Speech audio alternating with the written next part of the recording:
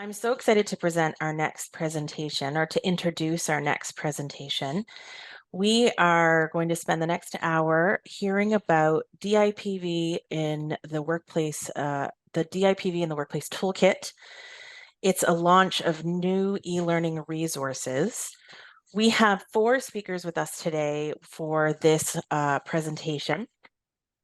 Our first speaker, or I'm going to introduce all 4 of them. So we have Silke Brabander. Silke is a provincial program consultant with the province of New Brunswick's Department of Social Development. Originally from Montreal, she holds a BA and an MA in political science with a focus on gender and international relations, both from the University of New Brunswick.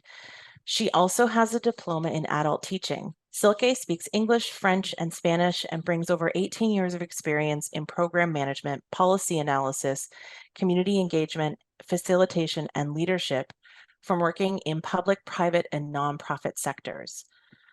With expertise in gender-based violence, Silke has provided training to hundreds of service providers, and having served as chair and member of the Domestic and Intimate Partner Violence in the Workplace Committee for 4 years, she has facilitated sessions for employers on how to address domestic violence in the workplace.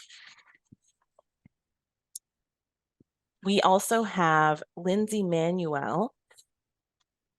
Lindsay, who is also a member of our Workplace Violence and Abuse team, an incredible and engaged member that I'm a big fan of.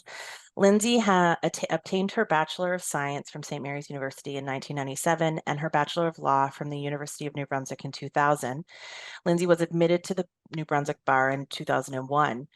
She has worked for women's equality with the government of New Brunswick since 2009 and is now a senior advisor. Her areas of work include intimate partner violence intervention, second stage housing program, the danger assessment training, the DIPV in the workplace portfolio, children exposed to DIPV, the New Brunswick Silent Witness Program, and the NB implementation of the National Action Plan to End Gender-Based Violence. Previous to being with Women's Equality Branch, Lindsay worked in the nonprofit field for about 9 years, including with Public Legal Education and Information Services of New Brunswick, which we're also a big fan of. As an individual who is blind and partially sighted, Lindsay is a personal advocate for universal design and accessibility to ensure all can participate and work to their full capacity and share in the enjoyment of life. We also have with us for this presentation, Stephanie Rutherford. Stephanie is a dynamic professional deeply dedicated to healthcare, education, and workplace safety. Her diverse educational background led to her to become a skilled training specialist at WorkSafe New Brunswick Prevention Division. Beginning with a biology degree, she gained a vast understanding of natural systems and scientific principles, which propelled her to pursue a physiotherapy degree from Dalhousie University. Stephanie's path in physiotherapy led her to contribute as a simulated patient educator at Dalhousie Medicine, New Brunswick. Her educational journey culminated in a master's degree in adult education from the University of New Brunswick, refining her skills in designing and delivering impactful programs to diverse audiences.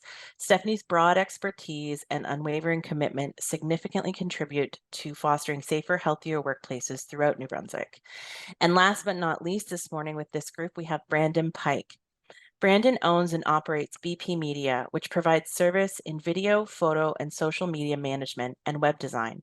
Brandon has been working with the Toolkit since its relaunch in 2019 by designing the new website, managing social media, and most recently, implementing the online course functionality of the website. Many of Brandon's contributions to this toolkit, including the website, have been done pro bono, for which the DIPV in the Workplace Toolkit is incredibly grateful. So I want to welcome the 4 of you today and pass the floor over to you. I will keep an eye on your chat for you and the Q&A for questions at the end.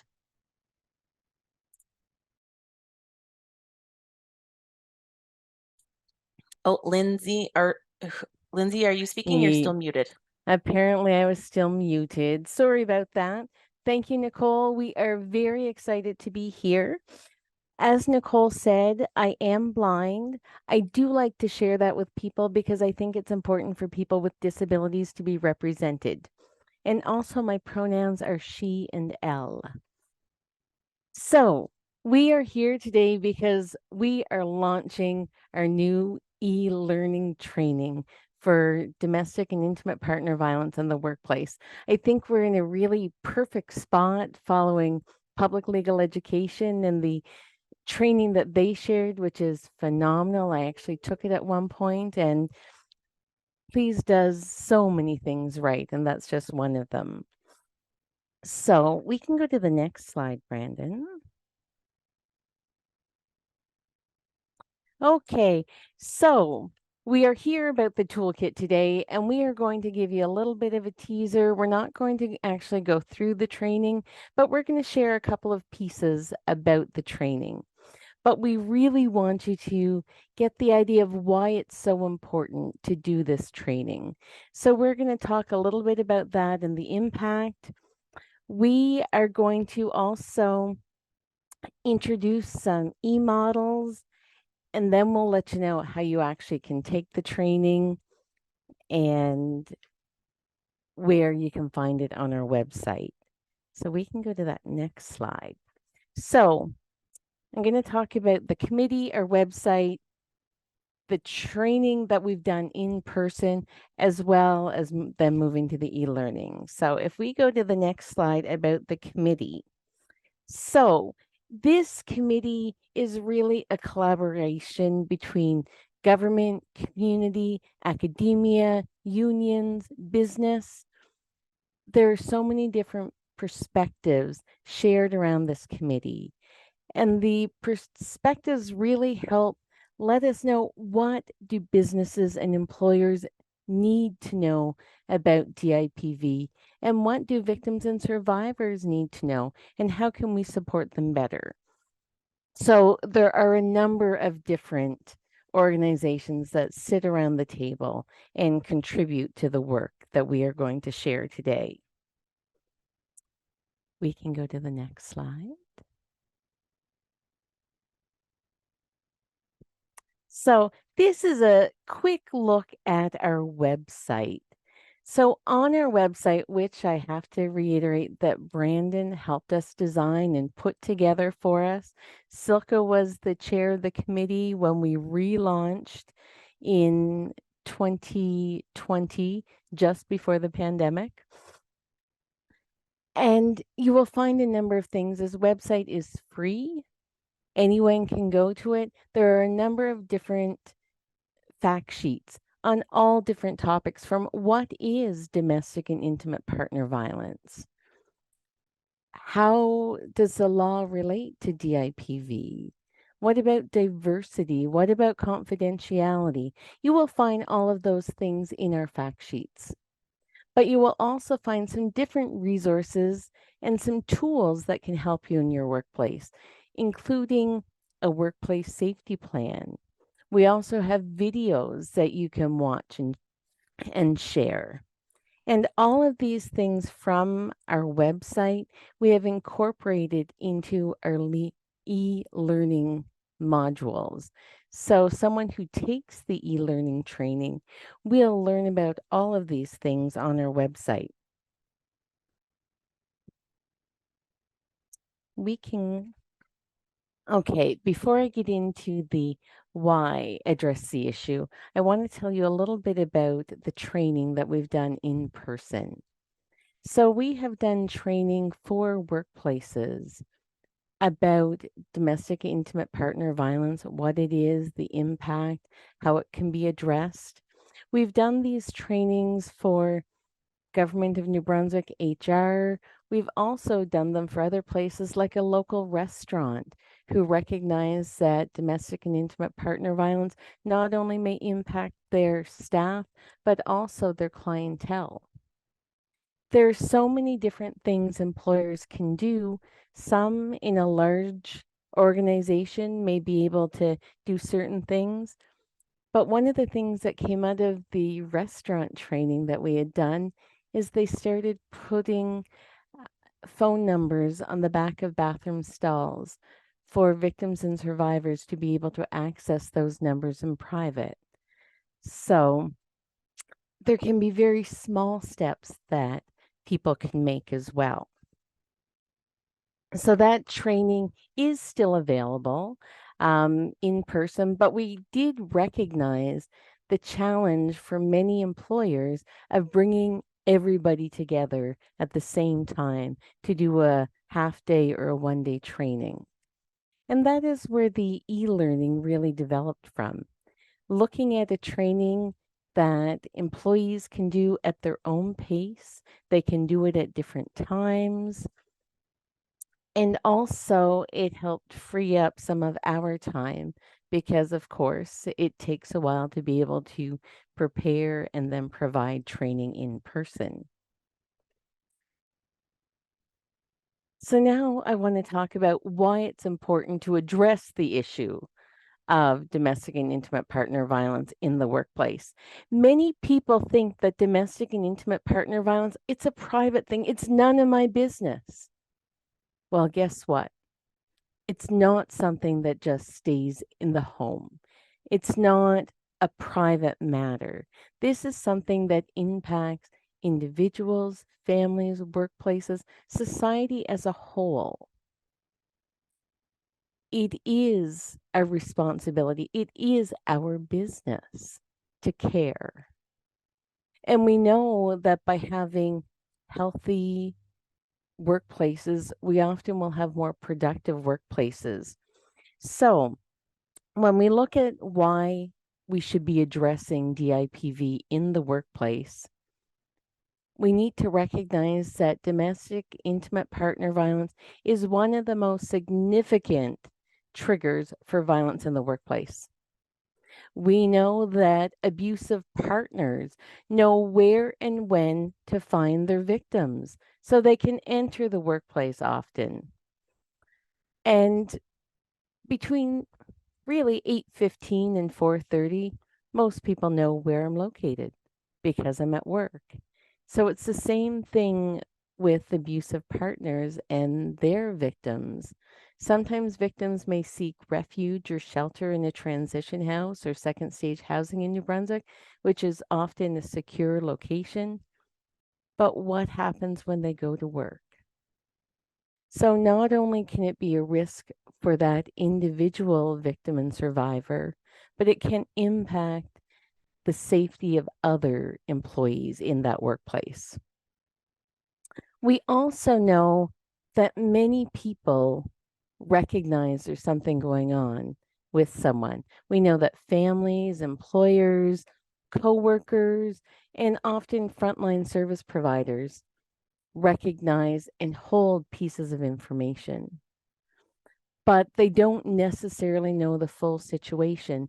Sometimes we may hear family members say, I knew something was going on, but I didn't know what it was. I couldn't put my finger on it because many people don't talk about domestic and intimate partner violence.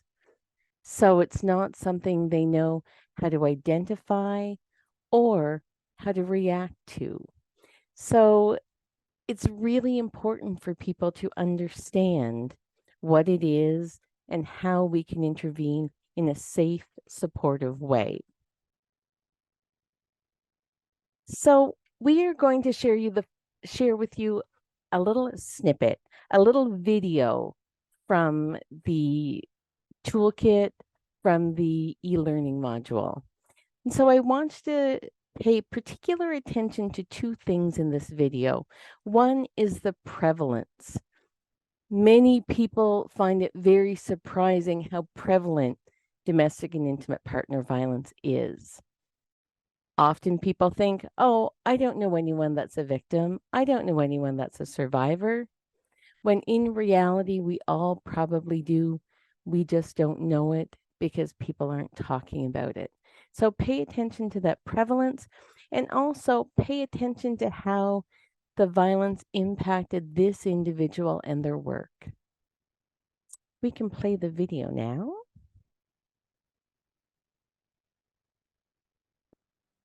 Three days after our wedding, he hit me. Some days he wouldn't let me go to work. And when I was allowed to go to work, He'd call and he'd threaten me. We asked workers if they'd experienced domestic violence. 1/3 said yes, and over half of them said it followed them to work.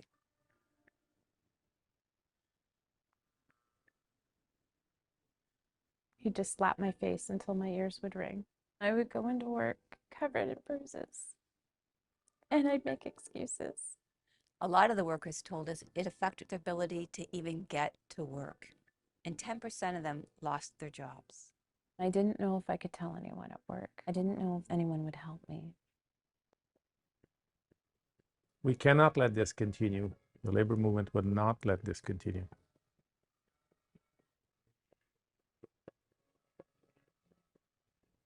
I was lucky. My boss and my coworkers were supportive.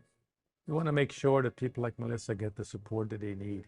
Most of us probably have or have had a coworker who has been through what I've been through. The more people know, the better the chances of helping a woman like me escape their situation.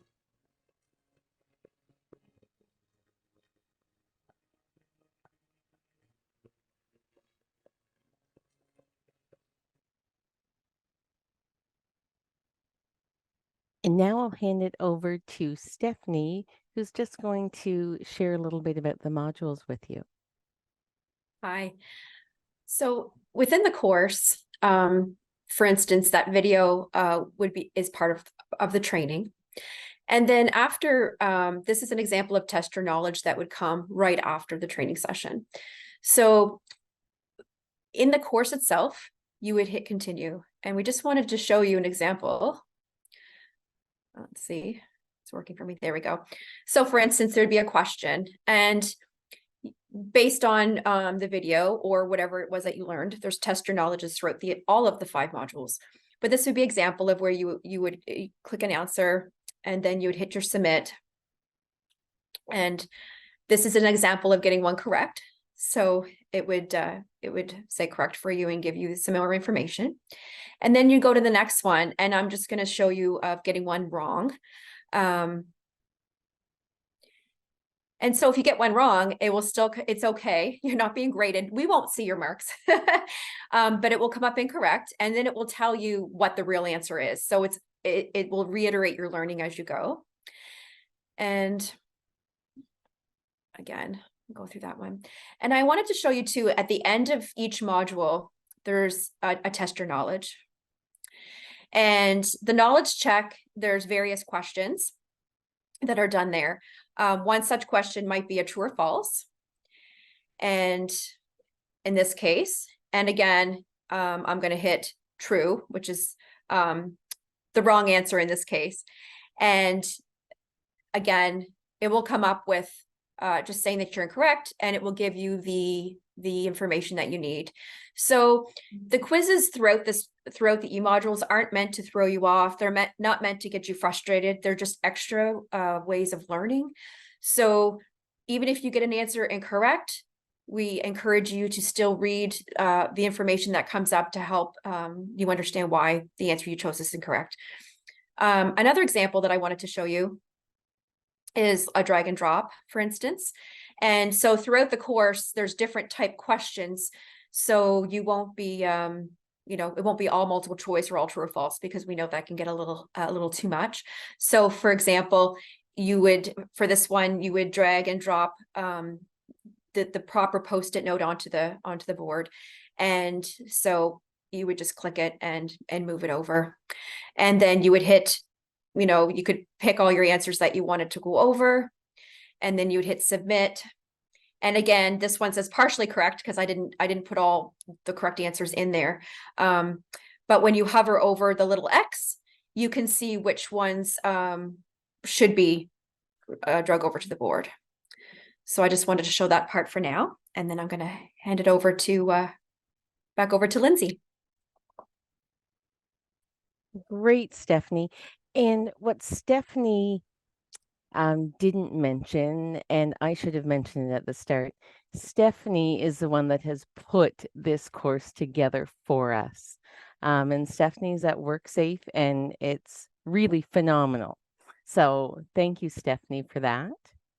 And she's going to come back a couple more times to talk a little bit about the different modules. Okay, if we go to the next slide. So, how can this help your workplace? First of all, we want you to know that this is free training. And this training, any of your employees can sign up for it. Brandon will tell us a little more about that later. And it takes anywhere from 1.5 to 2.5 hours to go through all 5 modules. They don't have to do it all at one time. They can do it in different sections. But there's so many things that people can get out of this training. First of all, they're going to learn about the impacts of domestic intimate partner violence. Not just what the impacts are, though, but really what it is and how to identify it. So people will also learn about the impacts on employees and on the workplace in general. So for those that think, no, this doesn't impact us, they're really going to understand why it's important for them to learn about it, learn about what it is, and how they can help support someone. It can help people know about their rights and responsibility with respect to addressing DIPV in the workplace. We know that there are new pieces of legislation that can impact, that Silke is going to talk about. It can also help create a safer and more positive workplace. We know that when spaces are created where employees feel safe, feel respected, feel that their health and wellness is important, that often productivity goes up. When people are happier, their work is often improved, because we know that those that are impacted by domestic intimate partner violence, that sometimes it can be difficult for them to concentrate on their work if they're worried about their safety, if they're worried about their partner coming into the workplace, or how those repeated calls may impact their work and how their manager may see them. So it's really about having that safer workplace. And this training can also help because there are some practical tools within the training and within the website that people can use in their workplace to help address this issue. So people are guided along, not just expected to know everything right from the start.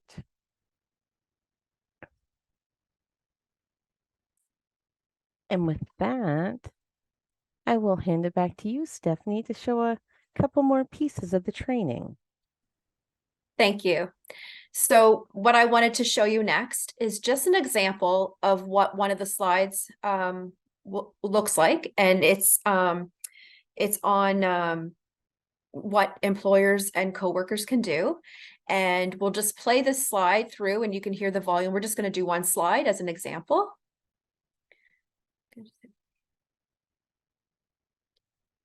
Think. Said it again.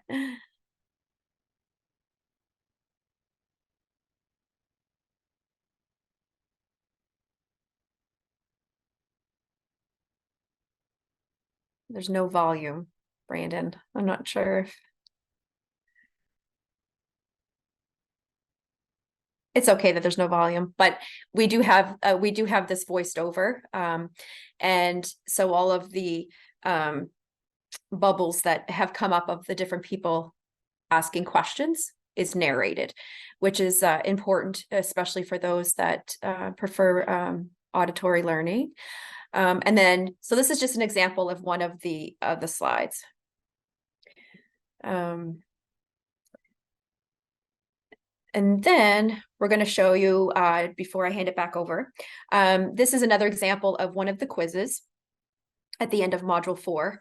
And again, basically, it's a drag and drop that we had earlier, similar to the Post-it note board. And so I'm not reading these right now. I'm just randomly putting them in boxes. But what you would do is read through, put your answers in, and then you would hit submit. And again, I got them partially correct because I wasn't very careful with what I was doing there. And again, there's more true or false. And oh, you do have to answer, won't let you go by. And then I'm incorrect. And again, it will tell you the reasons why. So we'll hand it back over. I won't go through all the questions. We can't let you know the answers ahead of time. So I think Silke is going to come up next and talk about legislation.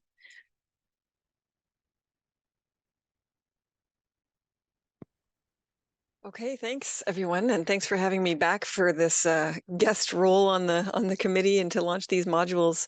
Haven't been part of it for a while now, so it's all refreshing my memory what we worked on when I was part of it. So I'll first start talking about the implications of domestic or intimate partner violence in a workplace, or in other words, for employers and employees. As Lindsay mentioned earlier, you know, we might not relate to it, or it might not resonate if we don't know anyone or we don't think we know anyone.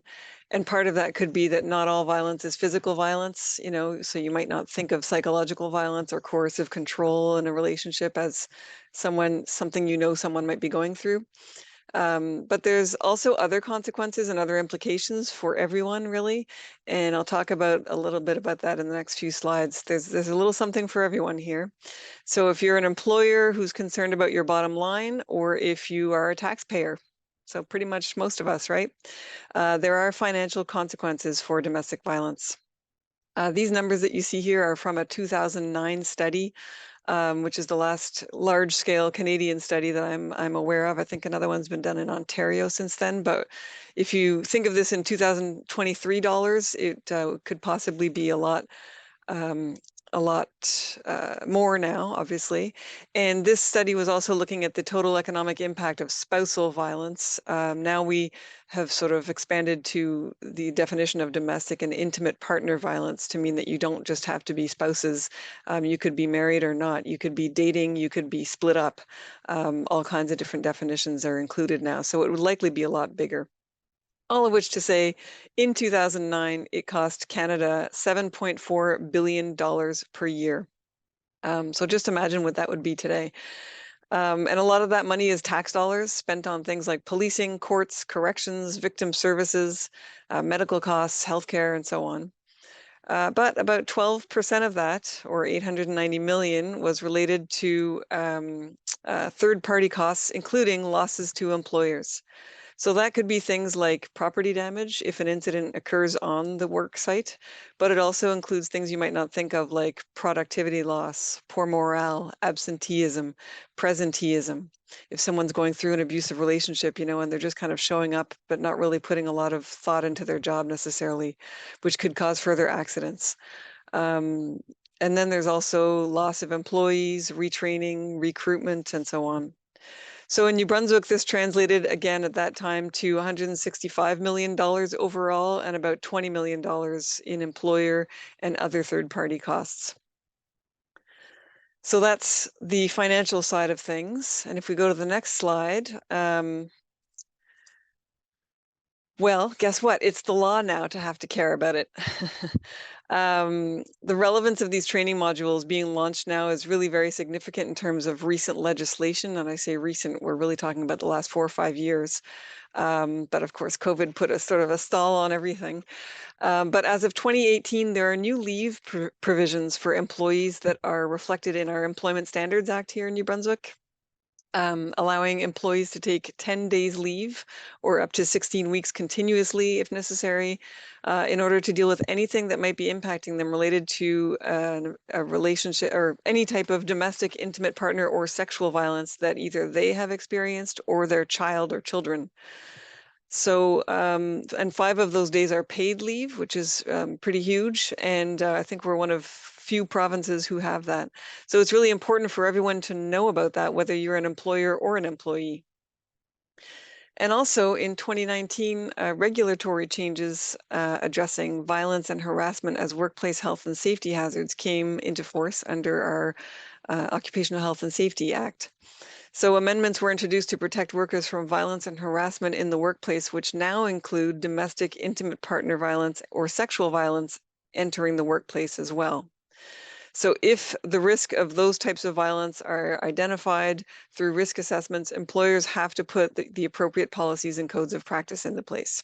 So all of this information can be found in our training and also in the fact sheets that Lindsay mentioned on our website earlier on. So you can find out what you need to do, but this is just sort of the little summary of getting everybody on board and knowing your rights and responsibilities.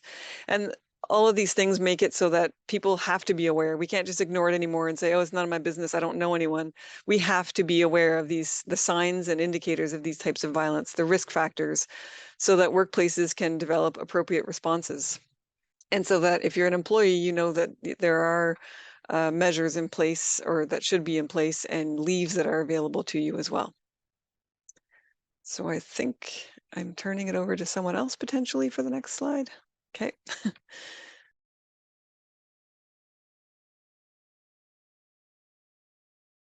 Hi. I wanted to show you again. I keep popping up, but I just wanted to show you the functionality of the course. So this is one of the slides in one of the modules that we'd like to play. Not sure if the sound is going to work, Brandon, but we will see. And what it is, it's a thoughts to ponder. And what I'd like you to do is, even if the sound doesn't work, if you can read the questions as they come up. And what we'd like you to know from this slide is that all of the questions that are going to come up on the screen, will all be answered during the modules. So as you're looking at the slide, if you're seeing the questions and you're like, oh, I don't know the answer to that, you will learn it in the course. So we're going to just play that and see.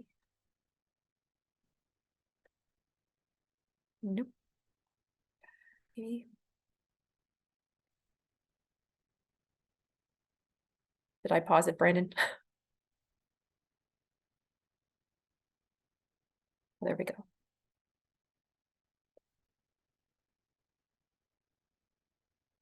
There is no sound, but I guess I can read it. And you can all answer yes to that question now after my last slide. Yes. Is your workplace ready to address DIPV? Has your workplace conducted a risk assessment that includes the risk of DIPV entering your workplace? Are you familiar with your workplace policy on DIPV? And during the lecture, there's a lot more that Silke's does talk about more information on this slide. And then it does give you more information on who to contact at WorkSafe New Brunswick. So it's probably just playing through. And then our phone number comes up for WorkSafe to contact us for more information. So this is just an example. Again, there's a voiceover in the slide itself. And I also wanted to mention, just in case I forget, is up in the right-hand corner, you can see all the slides here. But if you click on the notes, I'm not sure if that will work right now. I'll try. Ah, there we go. So when you're doing the course, if you click on the notes and have the notes section up, the words of each and every slide and everything that's being voiced over is there. So a lot of people prefer to read and maybe not follow perfectly along with the voice, and that's okay. The words are there so that you can catch everything too. Okay, I'll send it back over to you, Silke. Silke, sorry. I feel like I spent half my life explaining to people how to pronounce my name. I know it's an okay, unusual right? and complicated Okay. name. Sorry. Thanks, that's okay. So if we move on to the next slide. Another reason that an important rationale, I guess, for this toolkit, although this toolkit's been around for over 20 years, but this new e-learning modules and the relaunch of the toolkit is that in 2020, the Domestic Violence Death Review Committee, chaired by the Chief Coroner in New Brunswick at that time, recommended that the minister responsible for women's equality, the Minister of Finance and Treasury Board, the Minister of Post-Secondary Education, Training and Labor, and WorkSafe New Brunswick support the DIPV Workplace Committee of New Brunswick in developing mandatory e-learning modules on domestic and intimate partner violence for workplaces, so they are accessible to all employers, including public, private sectors, and voluntary. So this was a recommendation that we can thankfully say, and you can click the next button there, Brandon, that we have completed. We've done the work on the modules and ready to launch them. And it got done during COVID too, I might add. So we have to celebrate the small wins that we actually were able to produce this. Oh, there it is. I see some slides going back and forth, but that we were able to produce these e-learning modules. And if we go to the next slide, the reason for that domestic violence death review recommendation, and another sort of, another sort of link to how it can impact people aside from financially and aside from legally, is to remind us that, you know, it's not just about statistics, it's about real life consequences that have effect on real people's lives, on New Brunswickers' lives. You know, intimate partner or domestic violence can actually trigger overall workplace incidents of violence and occur at the workplace. And of course, the ultimate worst circumstance for a workplace would be when someone is killed in the workplace. And in New Brunswick, there are several cases of women that we know of in the last couple of decades. 2 of them here that we know of thanks to the Silent Witness Project, which documents these types of killings. And these 2 women were killed at their workplace as a result of domestic violence. Many more women are killed each year by their intimate partners or ex-intimate partners in other locations, but these ones are workplace specific. So Elda Armstrong is one of them, and she was 53 when she was killed. And Rachel Cleghorn, who was 48 when she was killed. Both of these women, who were also mothers, had left or attempted to leave their abusive husbands, and both were shot in the parking lot of their workplace. So you can go ahead and click, I think, there. So again, when we think of, oops, sorry, there was a parking lot picture just to kind of emphasize that point. But anyway, it's just to remind us all that there is, there can be devastating consequences. And so there are lots of different reasons why we should take training and be prepared when it enters our workplace. And the other part of it is that we often think, you know, if you do know a colleague who's going through something like this, we think, well, why don't they just leave them? And the point here is that that doesn't necessarily resolve the situation, because these 2 women had left their abusive partners, and leaving is one of the most dangerous times for the first 3 months up to a year. So it's important that supports are in place in workplaces as well. And, you know, that employers and coworkers can help access resources like this for people going through things like this. It's not just a matter of just getting out of the relationship. So on that sad note, just give us a little bit of time to reflect. I think there's another slide. I'll turn it over to whoever's next.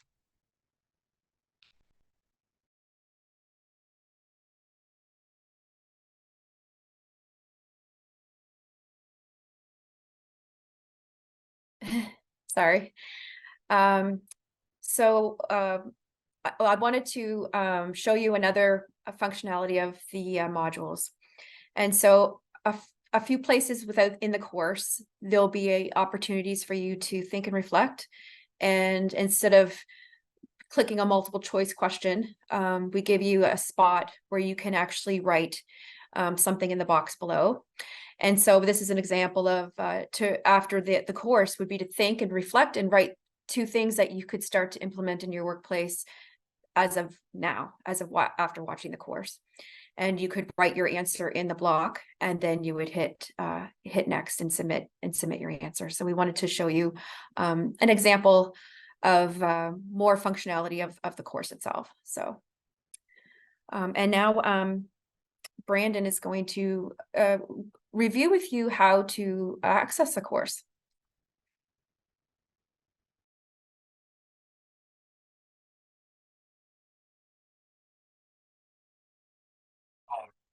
So we've tried to make everything with our website really accessible from the beginning.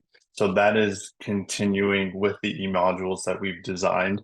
So we have a QR code here that links to the splash page of our website.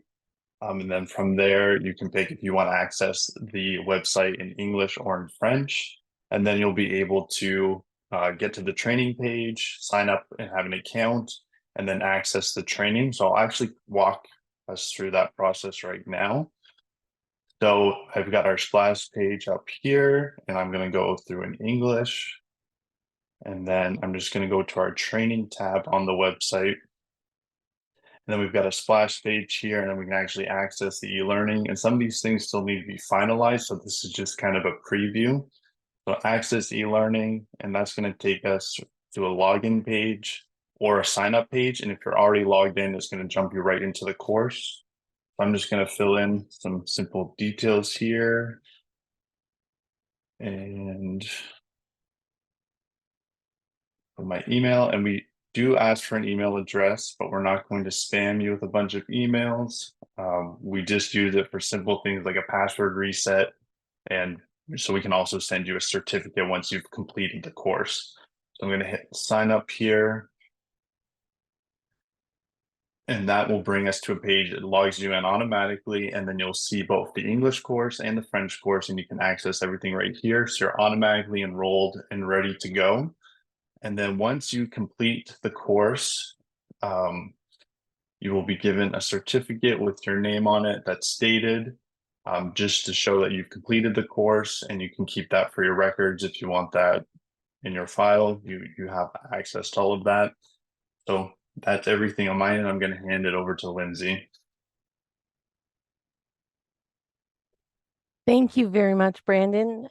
I think you set it up so it's really easy to find. Stephanie, you set up the e-modules to be interactive and interesting. And Silke, thank you for coming back to be here for the launch. Even though you have moved on, I think it's really important with all the work and time you spent on this. So we are excited. Next week, everything should be live. But in the meantime, if you'd like to find the website, we have the website here. You can also email us if you're looking for more information. We're on Facebook. You can follow us on Twitter and LinkedIn. So we really encourage you to do that. And we encourage you to share this information with your friends, colleagues, employees, because everyone can benefit from knowing more about domestic intimate partner violence. Individuals who need support can get it in a place where they spend probably 8 hours a day. So it is a good thing. It is free and people can do it at their own pace. And it takes approximately 1.5 to 2.5 hours, depending on how quickly someone goes through it and how much time they might spend on the quizzes.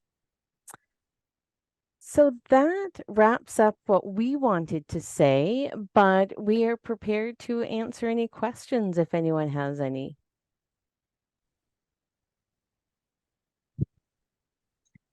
That's great. Thank you so much for the presentation. It sounds like it looks like the online material is very interesting and very easy to access and very easy to run through and really informative. So I want to thank the 4 of you for presenting to us today. And I want to compliment you on how great you did passing it back and forth as a team to present. My first question, as we wait for some questions to roll in, my first question is, what kind of uptake are you hoping for from employers in with this online material? Is it unrealistic to hope for every employee in New Brunswick? I don't think there's anything wrong with being optimistic, Lindsay. There's something in here for everyone, whether they are in a large organization or a small organization. There's different steps that people can take. So there's information that can be useful, not just in your work life, but also in our social interactions, our private lives and whatnot. This provides information and resources in general about domestic intimate partner violence and how we can safely provide support to others. I just wanted to mention too, on that note, Lindsay, prior to taking on this project with WorkSafe New Brunswick, I had very little experience, thankfully, with domestic and intimate partner violence. And just by preparing these e-modules, the amount of knowledge that I gained And there was so much I didn't know.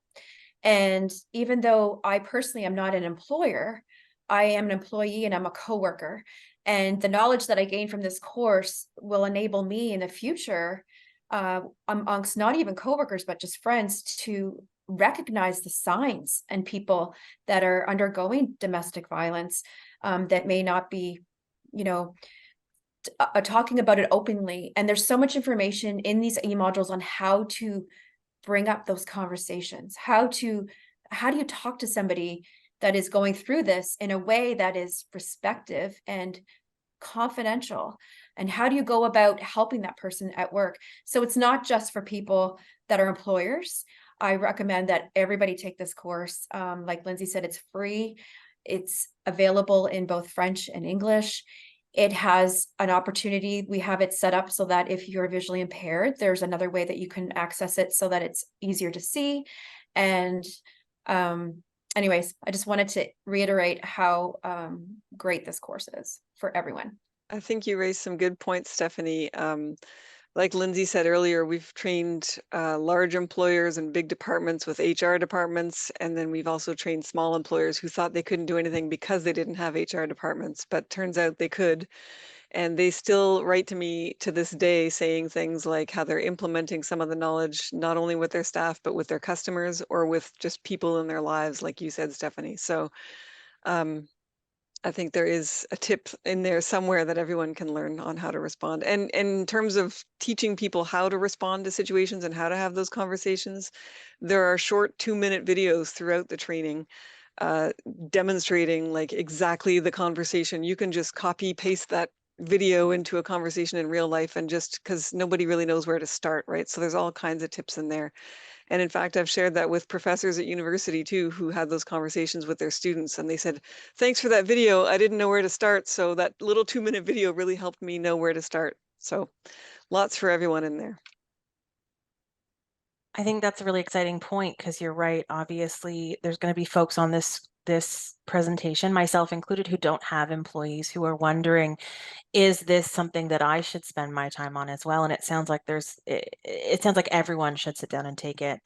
It sounds like it's the kind of thing that, as you said at the beginning, Lindsay, or I guess maybe it was Silke who said it, or maybe it was Stephanie, I apologize, but it sounds like, there was the comment about how unaware we are of how prevalent it is. And so that I think there will probably be things in it that we'll recognize from our own lives, in the people we know and in the interactions we have on a daily basis. We have a question here from one of our attendees. They say, what a great resource. How will the committee be promoting this with it? News releases, social media, etc.? And can we share through our channels as well? You ask such good questions. First of all, yes, please share it as much as you can. We will be promoting it on social media, but we do rely on word of mouth and people saying this was good training. I'm glad I took it. Please share as much as you can with others. But we will be doing our best to promote it, mostly through social media. So that would be Twitter, LinkedIn, and Facebook. And we'd also try to promote it as well through WorkSafe New Brunswick. We have a vast staff that works in the prevention division, who can also, when they're meeting with employers, can mention the course as well. So word of mouth and letting people know that this resource is out there. And if we can get it into associations, newsletters, and things like that, we will also try to do that to reach as many people as possible. Because we know with how limiting resources are now, it is hard to access funding for training and different things. So this is free training that people can offer their employees. Absolutely, Lindsay. I know one of the reasons that we like to feature these different kinds of toolkits and trainings as part of Respectful Workplace Week is just that we know that there's so much material being produced out there by great organizations and committees like your own, organizations like Please, and we want folks to access them. We want folks to see that these resources are available and free so that this information gets out to their employees. So it sounds like if people want to be able to share within their own channels, it would be a good idea maybe if they followed the Toolkit NB on Facebook or maybe on LinkedIn so they can share it within their own social media channels. And just to also add, we specifically waited to be able to launch this. Our target was Respectful Workplace Week because of the audience that Respectful Workplace Week, the series has grown to. So we really wanted to be able to launch it. And there was a lot of fast work that went on relatively recently to be able to do it, but we're really pleased to be here and able to launch it. It warms my heart to hear that, Lindsay. Thank you. And you guys have always done the DIPV and in the Workplace Toolkit has always given such great presentations. We have a question that's just come in that's more logistical about the training that Stephanie wants to answer. Yeah, I'm like, I can tell you all about this course. The course is designed so that you do not have to complete it all at once. It's in 5 separate modules, and you do have to complete each, I guess you would say slide, like a screen slide at once. You have to complete that, but you could leave it at any time. And when you go back in and sign up, you can pick up right where you left off. So if it's one of those things where you have 10 minutes and you think, oh, I'm gonna log on, you can do 10 minutes of it. All of the modules, there's 5, they're all different lengths. So some of them are shorter. They may only take you 15 minutes. Heads up, module 4 is the longest. So that one does take a little bit longer because there's more interaction and more information in that one. But the quizzes as well, you can leave and come back to as well. But you do have to go in order of slides. You can't skip. We do want you to, to do each slide thoroughly. And I wanted to mention too, that the certificate that you get at the end will also have the hours on it. I know a lot of people have to have so many education hours for various professions, and we will provide that as well. It won't say the hours, it will say the date, but that's available too for you. So I'm done answering that, I think. So I hadn't thought of that, but of course, this is probably a course that could be used. I know I have to put in professional development training for my mediation registration. I'm sure that lawyers might want to access this, or any other profession, social workers, anyone who needs to be doing this kind of professional development training. So this would be a great way to do that. Is this something that can be done as a group? So if an employer wants to go through this online training with their full staff, say in a staff meeting, maybe they've got, a dozen employees or under, is this the sort of thing that they could lead through and do together as a group? I don't think that's something that we really had thought about. Technically, they could, but it would mean that individuals wouldn't get their own certificates. But there are definitely pieces of the training that they might want to share, which they might be able to access from the website as well, whether it's some of the videos. But there is also the possibility of doing something in person as well, or virtually, do it live virtually. So it's not something outside the realm of possibilities, but just be aware that individuals wouldn't get their own certificates. But we encourage people to use this training how it's going to meet your needs. I imagine, yes, the things like the video you showed us at the beginning of the individual speaking about her own experience, those are things that could be brought into team meetings, PD days. And as you said, I think the presentation you gave last year was about providing in-person training and the benefits of that. And so that's a service you're still providing. Yes. We've just not done it a lot over the last number of years, of course, COVID. And we haven't had a lot of trainers on the committee. It was Silke and I that did the training, but we have shared our training with others on the committee. So hopefully we've increased our capacity there as well. Well, and it sounds like making it accessible online is a way to open it up to folks who might not think about bringing it in fully to their workplace, or they might not have an employer that's interested in doing it, but they want to do it. Absolutely. We're at 10:56. I want to thank the four of you so much, Lindsay, Stephanie, Silke, and Brandon, for this wonderful presentation and these exciting resources. I hope that everyone took a screenshot or took a shot of your QR code so that they can access your training. If anyone has any questions as we move forward after the training, you're welcome to be in touch with the folks from the Toolkit team. Did any of you have anything else you wanted to share before we took a break? Thank you for having us and for helping us share our training. Thanks so much, Lindsay.